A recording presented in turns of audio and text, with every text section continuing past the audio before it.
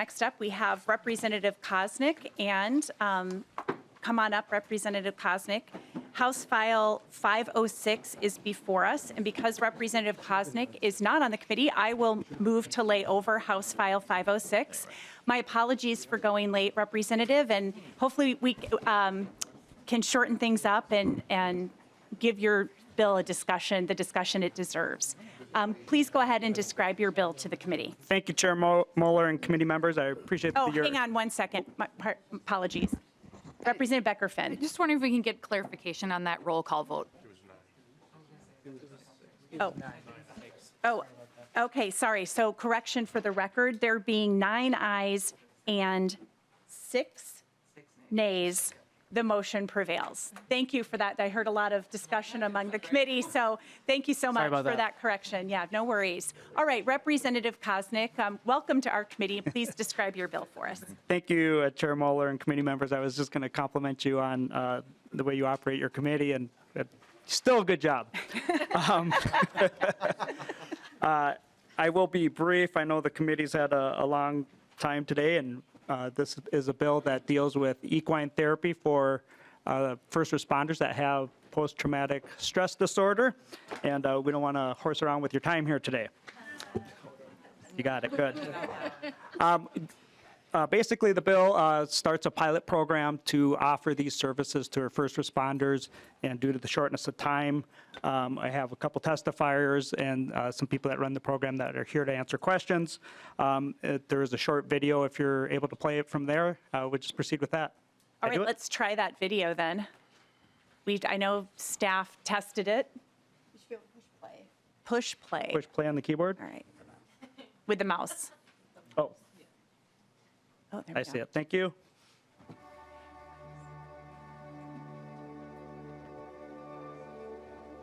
Abijah's on the backside, collaborates with off-track thoroughbreds, working with veterans and first responders. My name's Todd Sellner. I've been a firefighter for almost 25 years.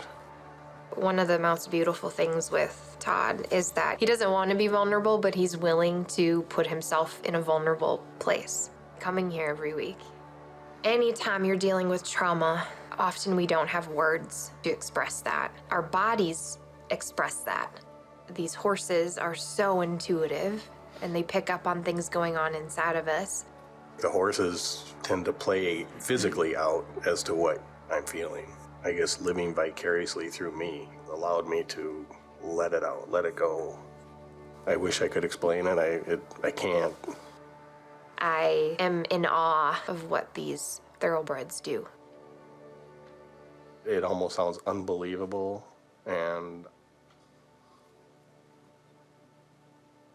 yeah, I'd witnessed it myself. I had a bad call right before I came. My emotions were off kilter. The horses reacted.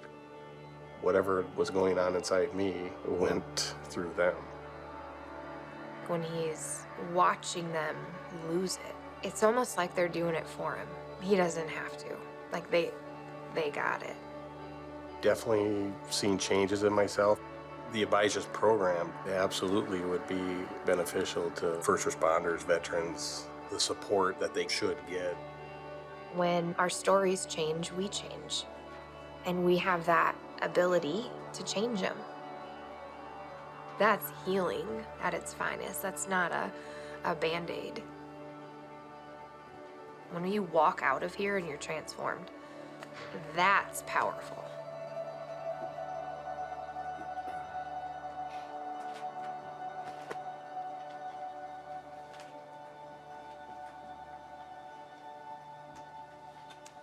Thank you, Representative Koznick. I believe you do have some testifiers. You ready for them to testify? Yes, Madam Chair, and I apologize to the committee.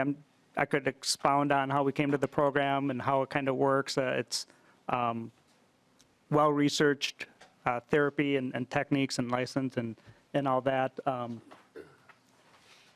Let's go with Angela first, please. Angela Borkert's here. She has some testimony to share about the program, and then we'll stand for questions. Yeah, great. Angela Borchert, I don't know if I'm pronouncing that right. Welcome to the committee. Please go ahead and introduce yourself and begin your testimony. Thank you. I'm Angela Borchert. I was a police officer for the city of Northfield for 11 years and with the Minneapolis-St. Paul Airport Police Department for approximately 4 years. Prior to being a police officer, I was a detention deputy for Hennepin County Sheriff's Office. I am a graduate of Winona State University with a major in both law enforcement and corrections. I am a third-generation police officer where serving my community and helping others was a true calling. This continues to ring true. At the end of March 2022, I knew something wasn't right. I was having trouble concentrating, was paranoid, no short-term memory, and I was vomiting many nights when I lay down to go to sleep. I couldn't quiet my mind. The stigma of other officers finding out I was struggling was enormous. I needed help. Through different contacts and connections, I heard about Abijah's on the backside and decided to reach out. Sally called me immediately, and within 36 hours, I was meeting with her. She explained how the program worked, and when I arrived, I was introduced to the thoroughbreds, Wave and Boxer. Wave and Boxer were so intuitive. They immediately began to act out what I was feeling inside. Boxer started running, rearing, and biting Wave. Wave just took it. She moved out of his way as he overtook the ring. Wave's moves were solely dependent on Boxer's actions. With the help of Sally exploring my story that was being played out by the horses, it clicked. Boxer and Wave were physically showing me the unidentifiable, the confusion, the flooding emotions and thoughts I was consistently having that kept me from being present in the moment. There is nothing scarier than being a police officer and not being able to be in the moment. As seen, Boxer represented law enforcement in my life. He was constantly there without let up on Wave, who represented my life outside of law enforcement. Law enforcement had overtaken my thoughts, my actions, my emotions. The continuous, never-ending, what I know now as trauma, was controlling me. I have continued weekly with Abijah's. The team at Abijah's and their knowledge of working with police officers was so helpful in identifying my trauma. Because of Abijah's, I am alive and discovering joy once again. Unfortunately, my experiences in law enforcement are common. The unhealthy and stigmatized way we, police officers, are expected to handle those our experiences are common. However, having resources, having Abijah on the backside are uncommon. When they come along, we need to cultivate and support them. The amount of help Abijah's on the backside can provide, given the opportunity, is unquantifiable. $250,000 is a start, but because there are so many of us who need help, I believe that $500,000 or more will save more lives and keep more cops from leaving their career early. The shortage of police officers in the state of Minnesota is only getting worse. My hope is officers can find Abijah on the backside earlier than I did, and to keep those officers in the workforce once these amazing thoroughbreds guide them to understand trauma and ways to process it before it's too late. Abijah on the backside sees a need, knows how to help, but needs the funding to get there. Please contribute to their continued success. Thank you for your time. Thank you. Thank you for your service, for sharing your story with us, and for your advocacy today. We really appreciate it. Thank you. Representative Kosnick, do you have another testifier? They're here to be a resource for questions, but obviously this is in this committee as an opportunity to help our first responders better serve their communities. And I appreciate the committee's consideration. There are a couple letters of support that I would like to go over, but I'm not going to, from the National Alliance for Mental Health, the Minnesota Police and Peace Officers Association, and the fire chief in Lakeville, the city that I reside in, also sent a letter as I've connected some community resources to help support this program as well. But if the committee has some questions, that's what we're here for, and I appreciate the committee's time and consideration. Great, thank you. Well, we'll open it up for member questions now. Representative Whitty. Thank you, Chair Moeller. Thank you for hearing this bill. This is very important. Obviously, one of the things, you got peace officers, firefighters. I think it could also help our paramedics that go. A lot of times, being a former police officer, you you answer the call to duty or the bell, and you don't know what's going to be on the other side. And most first responders deal with 850 critical incidents in their lifetime. They're not all the biggest, but they're always in there, and they keep going down, and this is a great way. So thank you for bringing this forward. I had the opportunity to go out there and see what they did. There's other great programs, but the goal is when you get into this career is to protect and serve, and you don't want to leave it. And if we can keep them in there, retention is more important now than just trying to do recruiting piece and keeping them healthy through this. So thank you for that. And just this week, we've had 3 police officers that have been shot, one in White Bear Lake.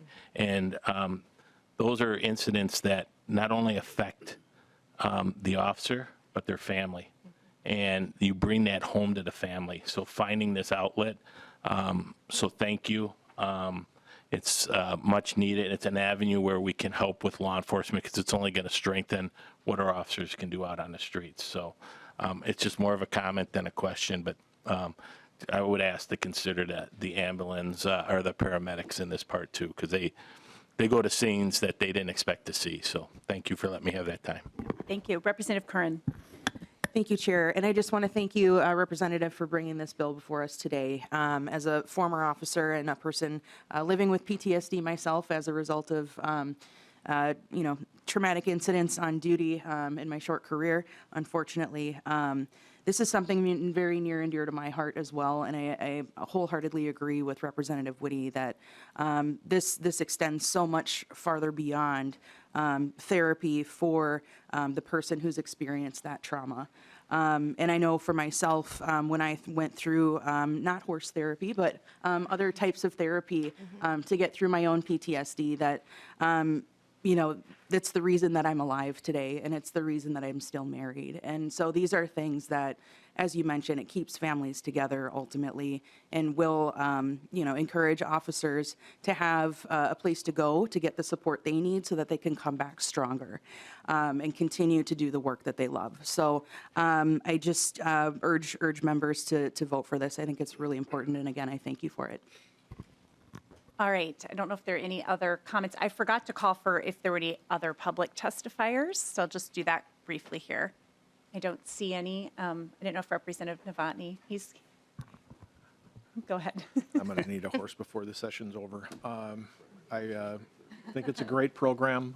Thank you for bringing it forward. And as everyone has passed on, it's a trying time in law enforcement right now. So voice vote is fine. Well, and we're actually laying this over, so we won't be voting anyway. But final comments, Representative Koznick? Yeah, thank you, Chair Mueller. I do appreciate a couple of the representatives that have signed on to the bill already. I apologize I didn't get to ask you individually. Things are moving kind of quickly. And I also appreciate, I should note that this is takes place in Shakopee in Representative Tabke's district out at Canterbury, and I apologize I didn't get a chance to talk to you. It got scheduled pretty quick. But it's a great area of the state, right next door to my district, pretty much, and I appreciate the committee's consideration time today. Thank you for your work. Thanks again, and thanks to all of you for coming today and hanging in there with us. We really appreciate it. And I renew my motion and lay over House File 506.